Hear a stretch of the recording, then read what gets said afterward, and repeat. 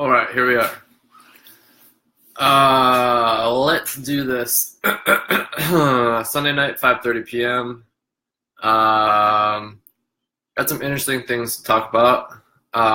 As you can see in the little subtitle, I had 3 interesting conversations this afternoon, and I think they're worth talking about. In reverse chronological, no, let's do chronological order. I have this friend Bradley who was an artist who wore blue for the last year, and we had a walk and a conversation today.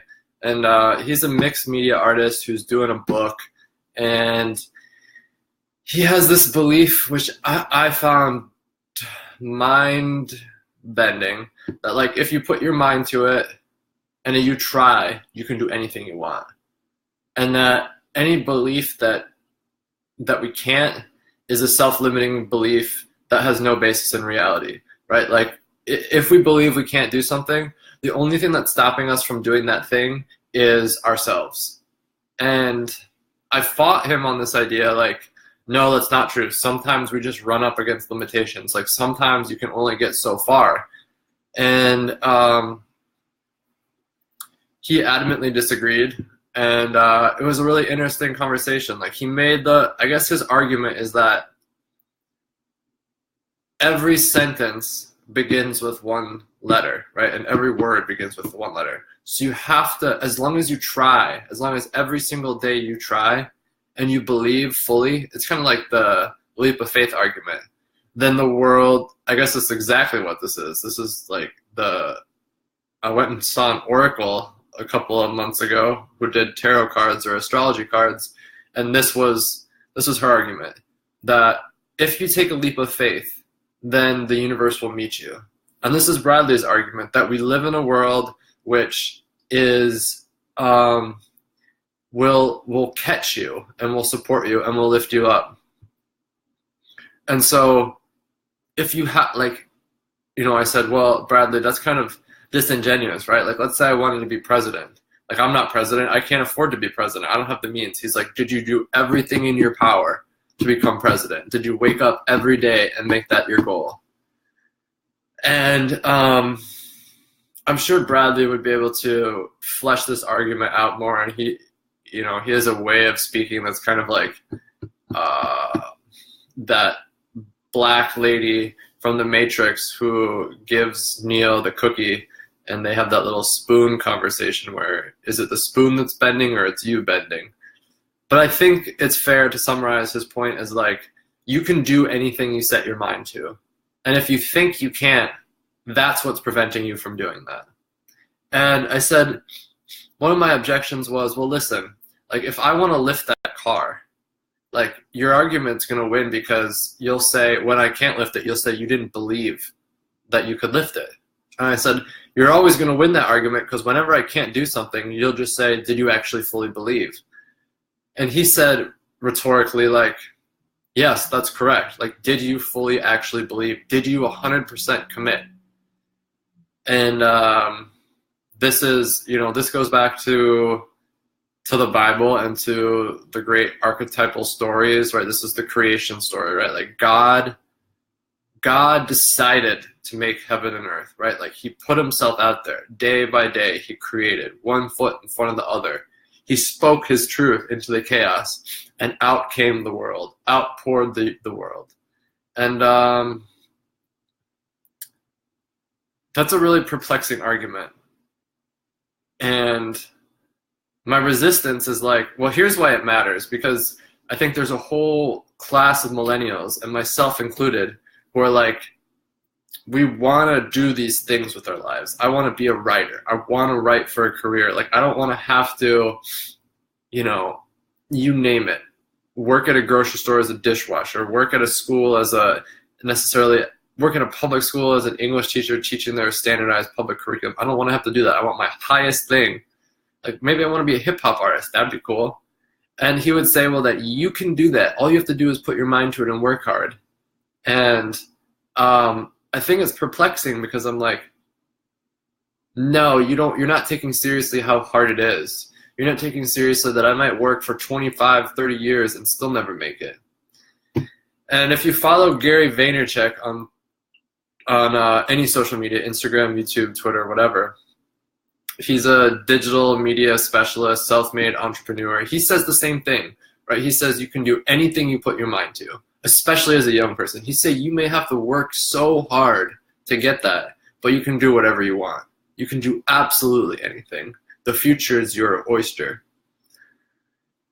And I think he makes an interesting point. I'm not sure whether it's accurate or not. If you guys know like how to break down this conversation, what I get from the conversation is this. We have, I think, for whatever reason, self-limiting beliefs. And I think they're deeply ingrained, and we tend to sell ourselves short. And for someone like Bradley to say, I believe in myself and I believe in you, regardless of whether it's logical or not, I think is incredibly powerful to expose the lie that we've been sold that we can't do certain things, right? Why don't we all grow up believing that we can do whatever the fuck we want? Why don't we all grow up believing that the future is ours? And I think this is a valuable point as a parent, right? Like if Ellie said to me, I want to be the president of the United States, regardless of what I think about the presidency of the United States and the institution of the presidency and whether we should have one person governing 335 million people, would I, in my current state of mind, be like, damn, you should do that? I think I should. And I think that if that's Bradley's point, then I take him very seriously and in earnest, and I agree with him. If you guys are listening and you have thoughts, what do you all think on this whole thing? The idea of what's possible and what's not possible and how we have this inherited bias against ourselves. That was the first thing, right? I think there's three things I want to talk about. That was thing one. Thing two was I just gave a Thai massage, and the Thai massage girl, afterwards we spoke, and she said that, I said, like, this is the only hour of my day typically that I spend without my phone, like totally checked out of my phone. And she said, like, I know, phones are so toxic. Like, we live in such a phone world. And she said she started resisting the urge to check her phone in the first thing in the morning, right? Like, she'll turn her alarm off, but then move on. And I think that's genius. What the hell's my water? I think that's genius, because oftentimes I'll also, if my alarm goes off, if my alarm beats me up, I'll turn off the alarm, but then I'll check the phone, right? Because it's interesting, like text messages, Facebook, mail, missed calls. And she said instead of doing that, she just puts it down and she goes and has her stretching time, her own time with her own self as a way to like calm, get centered, and all that shit can wait. Anybody who ever sent you something can wait, and you have this like kind of quiet time for yourself. And I think that's really, really, really huge, and that's a really valuable hack. And I'm gonna try and do that. And I think it's gonna become increasingly necessary, right, to take these breaks from technology, because otherwise it's like the only safe space from the phone is the shower, right? Like that's the one place you can't take it. And every other place, it's like you carry your phone with you when you walk, when you drive, when you shit, when you pee, when you're cooking. At least I do. And I think that level of self-control is really inspiring. So I'm going to go for that. Martin Lester, who is a friend here in Milledgeville, also suggested just either deleting apps that don't serve you or get a flip phone. And so I deleted the Facebook app, which I think is nice. It's a nice break. Okay, that's two. So those, like, this is the kind of triangular orbit of my mind. The third thing, and this is really interesting, and I would really suggest, I'm going to listen to this podcast again. I think it's worth a second listen to. So much information. If you ever have any questions about depression and or anxiety, this podcast between Joe Rogan and Johan Hari was absolutely fascinating. And Johan Hari is a master of information and the most up-to-date information on depression. And if I understand him correctly, his argument is this, that we've been sold this theory of depression that's neurochemical. That is, there's some things going wrong with your brain that need to be fixed through SSRIs or some pharmaceutical drug to readjust the chemistry in your brain. And he said that's bullshit. And we know that that's bullshit because people will go on antidepressants and still report depression, right? Their success rate on various metrics is very, very low in the single-digit percentiles. And I can't remember what his book was that he wrote. What the fuck was his book? Anyway, you'll Google it. Google Johann Hari and you'll find his latest book. What he suggests the cause of depression is singularly this kind of situational claustrophobia, where we have 87% of Americans don't like their jobs. They either say they actively hate their jobs or they think their jobs are meh.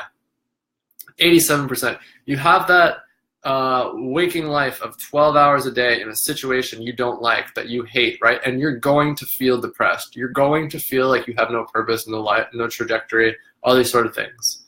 And that's a huge argument to make, right? Because it takes the burden of your down mood off your back, right? I mean, it puts the onus on you to get a different job, which is another conversation, and that's sort of where I'm going with this.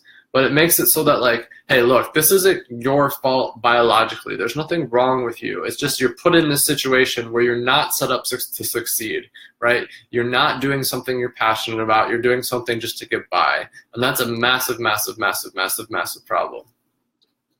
That's the basic argument. I think that's incredibly powerful for one very important reason. You know, the other day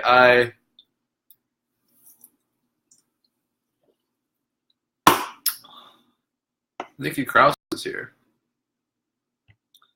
So is some Heisey Invest. What the hell is that? James Goforth, Carol, Vincent McFadden, Said We, Martin Lester, Lori, and Carly. As millennials look forward, and this is where like all three of those pieces, Bradley's optimism, the Thai massage, disconnecting, and Joe Rogan's situational depression, we have Kate calling. Can we like pause this thing? Oh, we'll end right there because I'm going to call Kate back. But we'll be back for part 2 in a brief while.